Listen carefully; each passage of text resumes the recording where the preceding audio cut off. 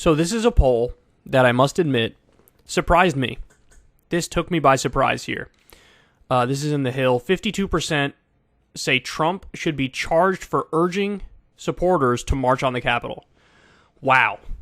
So we'll read about it here, but I mean, my guess is, before we get into the article, they're going to say incitement, maybe? Incitement to the riot?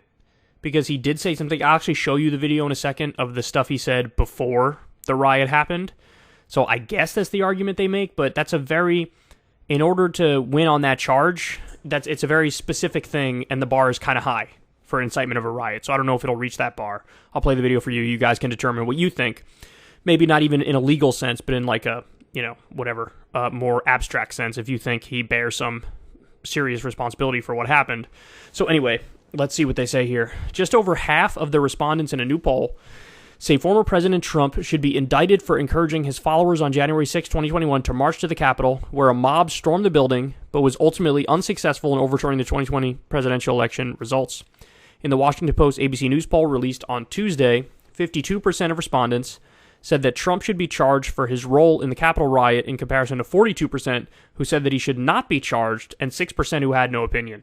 So, I mean, that's a majority, dog. And to think that this guy's leading on the Republican side and basically is like tied with Biden as the favorite to be the next president of the United States. I mean, that's, wow. How can you have it where 52% say he should be charged for some shit, and he's still like tied to maybe be the next president of the United States? To say we are divided down partisan lines is a massive understatement. Respondents also indicated that they are divided on the House Select Committee investigating the Capitol riot. 40% said that they believe the panel is conducting a fair and impartial probe. 40% is kind of low, while a separate 40% said that it is not conducting a fair and impartial trial investigation. Another 20% said they had no opinion. So that's just partisans on one side, partisans on the other side, apathetic, apolitical people in the middle. The poll also found a slightly higher percentage of respondents who identified as Republican or lean Republican who said that they believe that Republican leaders should follow the former president's leadership. 60% agreed, compared to 57% in the days after the Capitol riot. Wow.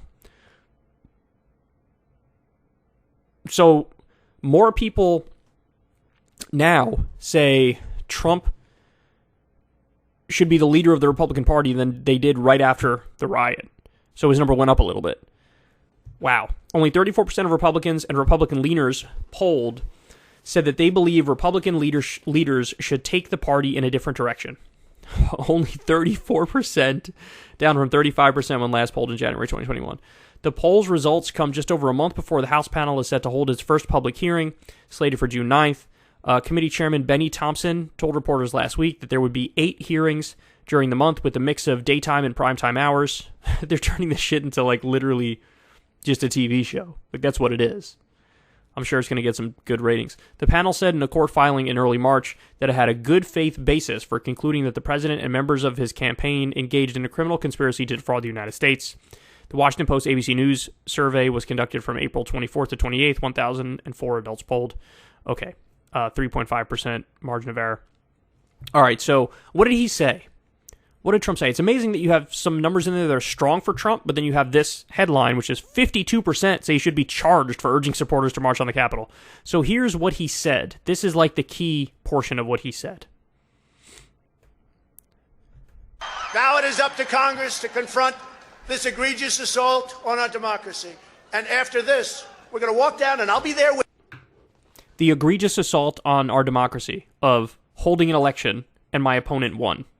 Again, over 60 court cases, almost all of them said, what are you doing? Like, Trump-appointed judges laughed him out of court with his stolen election claims. He plays so loose with this shit. With you, we're going to walk down. Now it is up to Congress to confront this egregious assault on our democracy. And after this, we're going to walk down, and I'll be there with you. We're going to walk down.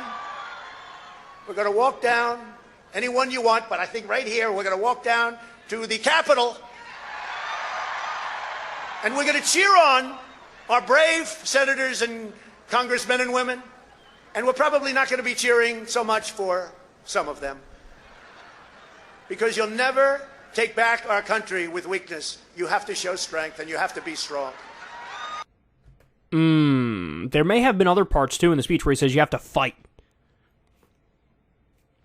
Wow.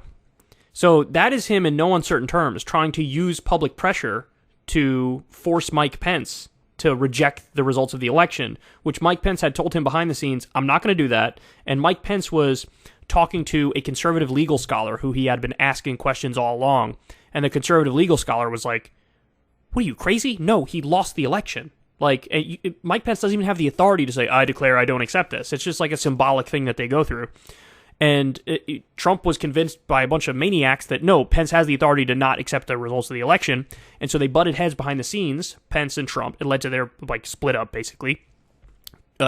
Pence had one shred of dignity and integrity left. And he was like, I cannot overthrow a U.S. election for you, even though I've been a massive cuck for you this entire time. Here he is, very clearly trying to use public pressure to force Congress to not accept the results of the election and force Pence to not accept the results of the election, which is why you had chance later on of hanging Mike Pence as he accepted the results of the election. So I'm pretty sure that's the part that they're talking about where it's like, yeah, he should sort of be tried for that. Now, does that reach the legal bar for incitement? I don't know. I'm not a legal expert.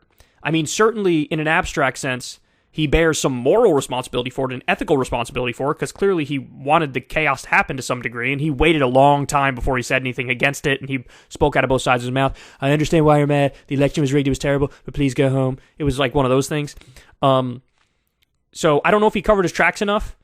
I highly doubt he's actually going to be charged with some shit, but so legally speaking, I lean towards they're not going to do shit, but morally and ethically, in an abstract sense, like, yeah, he's clearly egging it on. Like, he wanted some shit like that to happen. Now, obviously, he wanted to overturn the election. That's clear. And that's crazy, man. That's crazy, which is why, again, 52% say Trump should be charged for urging supporters to march on the Capitol. So that's basically like every Democrat and most independents. And maybe a handful of Republicans, like the Liz Cheney types, you know? That's a lot of people. That's a lot of people. And that video is pretty damning if you ask me. If you want to see me and Crystal Ball interview legends like Noam Chomsky, Cornel West, and more, subscribe to Crystal Kyle and Friends on Substack. $5 a month gets you the video version a day early. Remember, we take 0 ad dollars for this podcast. Or you can sign up on Substack for free and get the audio version a day later. Link in the video description box below.